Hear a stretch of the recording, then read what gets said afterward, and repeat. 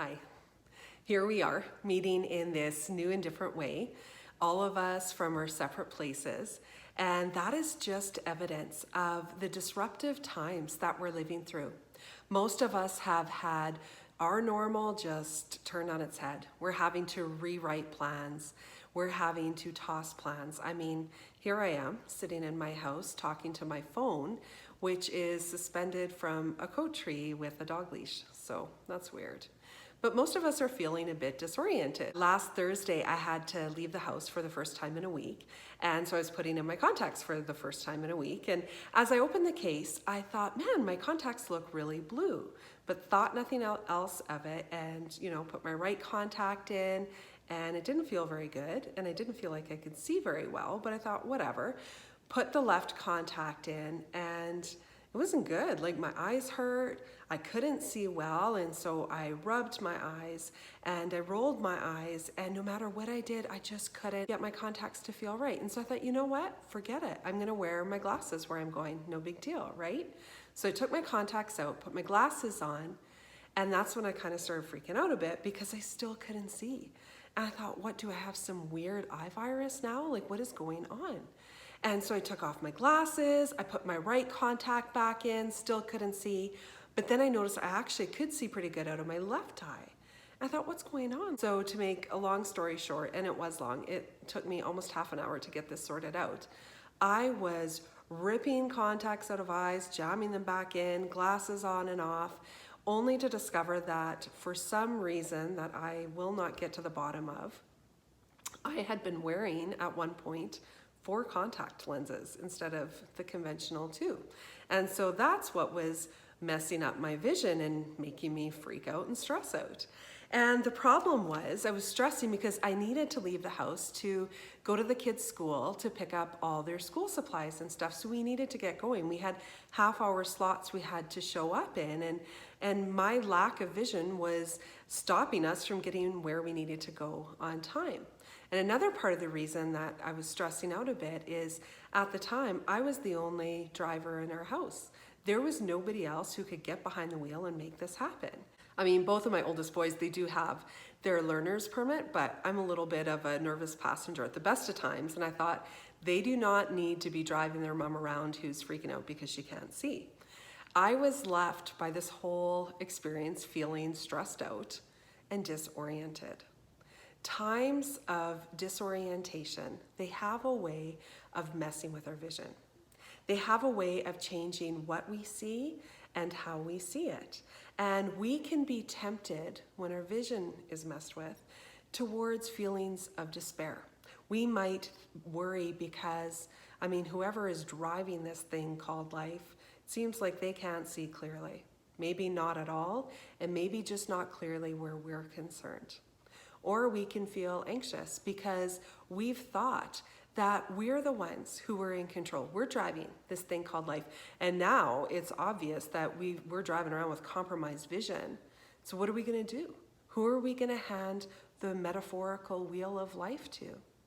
And if you've grown up in the church, you might, be used to thinking, well, the answer's got to be Jesus. But right now, I'm having a hard time seeing Jesus clearly. Or maybe I'm having a hard time trusting Jesus through all of this, not knowing, can I trust his driving? And we're not the first generation of people who have had to live through times of disorientation, and should the Lord tarry, we won't be the last either. But throughout history, when God's people have had to go through these kind of times, God's people have turned to his word, and more specifically, they've turned often to the book of Psalms. The book of Psalms is this book of poems and prayers and songs that were written by men who had to learn and who had to live out their theology under harsh circumstances. They had to learn in the midst of these difficult realities how to surrender their will to God's will. And so this book, it's full of poems and songs and prayers, some of which are praise, some of which are thanksgiving, and some of which are called the Psalms of Lament. And another title that these psalms sit under is the Psalms of Disorientation. These are the psalms for people who are feeling like their life doesn't feel well ordered.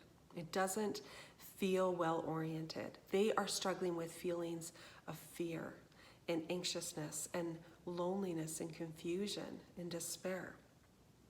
And so we come to the book of Psalms and we see these Psalms of lament or Psalms of disorientation. And we see that it is okay for God's people to have these feelings. In fact, it's normal. People throughout all time and all place have lived with these emotions.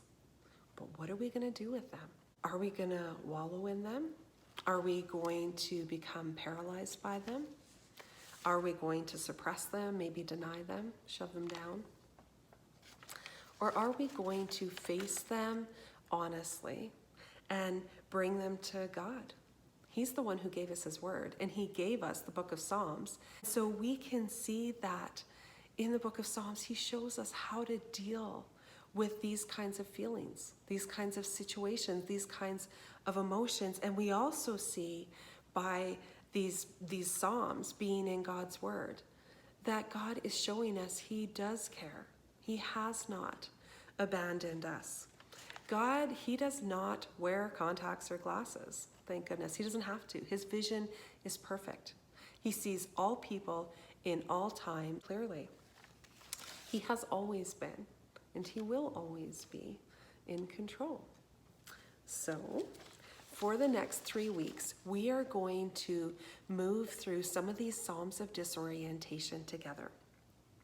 Together with the psalmist, we are going to move from plea or petition to praise. And we're going to see that the reason we're able to move from plea to praise is not because the situation that we're crying out about has necessarily changed. Maybe it will, but maybe it won't. We will make that journey from plea to praise as we see more clearly the God who is good, who does good, and who is always working in all things for our good and for his glory. So how it's going to work is every morning, Monday through Thursday, you're going to see a psalm of disorientation along with a couple of questions for you to think about and meditate on as you read through the psalm. You're going to see it posted on the FAC Women to Women Facebook page. So that'll happen in the morning. You can chew on it in the morning. Then in the afternoon, I will post a short video discussing the psalm to the same Facebook page. Now, this is what I would love. I would love for you to join in by discussing what we're learning in this psalm together. So you can comment on the page or on the FAC Women to Women Facebook group. You can interact with the comments of other people. And if you have friends or family members that you think would like to join in with us, please feel free to invite them. We'd love to have them be a part of our community. All we ask is that it be women, and it can be women from any age or stage of life. One last reminder before we embark on this is, for some of us, this is a new way to do community, and our learning curve, it's a little bit steep right now. And so let's just be gracious with each other. We serve a very gracious God. And so let's pass that grace as we interact with each other in this way. Let's pass that grace on to each other. So I am really looking forward to starting this devotional, this 3-week devotional series on the Psalms of Disorientation with you tomorrow.